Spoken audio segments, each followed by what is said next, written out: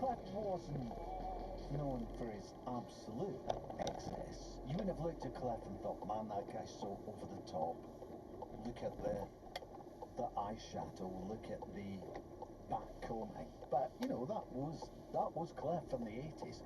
Tonight we're celebrating the excess of the 1980s. What were those over-the-top songs that summed up the decade for you? Dawn said it's been a wild weather day in Aberdeen. Yeah, I was hearing about that earlier. Speak to someone in Aberdeen who was saying, yeah, hailstones. Can't believe it. Hailstones in May. 80s over the top, Purple Rain. Say Prince was was centre stage, of course, but the band members were all 80s excess. Purple Rain is just fantastic for tonight, especially, he said, fabulous guitarist Wendy Melville and keyboards player Lisa Coleman, who both contributed to the song. Then, of course, they were Wendy and Lisa. He said Wendy, who was just 19 then, is still gigging in her 60s. Salt and Pepper Chicken tonight. Don, thank you very much for that. To everyone else who's been in touch tonight. Angela and Catherine's talked about Too Shy by Kachakuku. Do we do Kachakuku? Yes. They've been moved from earlier. Yeah. Can we fit them in before the news? Yes, I think we can. Yeah. Yes. Lamal's two-tone hair. Bassist Nick Beggs, huge earrings with hair to match. Absolutely shameless 80s style. Earrings were a big thing. Mostly cheap Diamante, but the bigger, the better.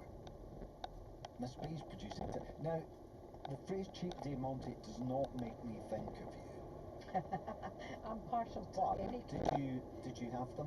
Yes, I did. I had big hair as well. I used to spend hours with your curling tongs, and then you sprayed. And my curling tongs, you used to go through a lot of them because you sprayed the hairspray over the tongs, and then it was like glue. Oh! You pulled it out your hair, and your hair then stayed. Didn't it just smell like burning? It smelled like Elnet or Harmony. We are in harmony tonight. As Rivals returns to the screens, we are celebrating the excess of the 1980s. It's been a brilliant hour so far.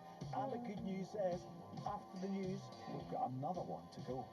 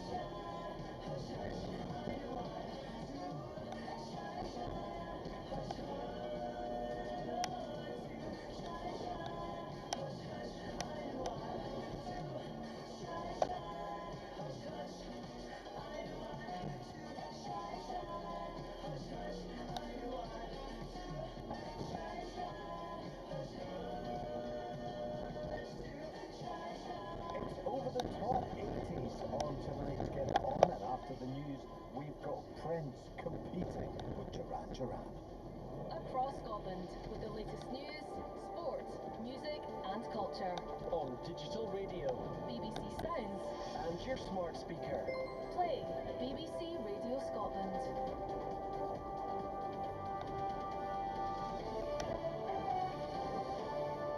The news at 7 o'clock with Craig McMurran. The MP for Makerfield in northwest England, Josh Simons, has said he will step down to make way for the Mayor of Greater Manchester, Andy Burnham, to return to Parliament.